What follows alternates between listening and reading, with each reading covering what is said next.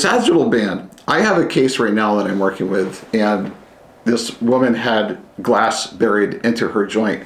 It was deep inside the joint. So the surgeon had to remove the foreign body, had to repair the joint capsule. The joint capsule, if you put in simplest terms, if you bring the two bones together and you wrap those bones in plastic wrap, that's the capsule. So the capsule really helps stabilize the joint, and that was torn because a piece of glass was shoved in there. So that was sewn back together. Well, now above the capsule is the tendon, which the tendon connects these bones to the muscle in the forearm. So when the muscle in the forearm contracts, extensor digitorum communis, EDC muscle, contracts and pulls the fingers out straight. And this tendon, you can see it popping up on me, that lives underneath the sagittal band. The job of the sagittal band is to keep that tendon centered on the knuckle, so when you close your fist, it doesn't pop off or roll off into this trough right here.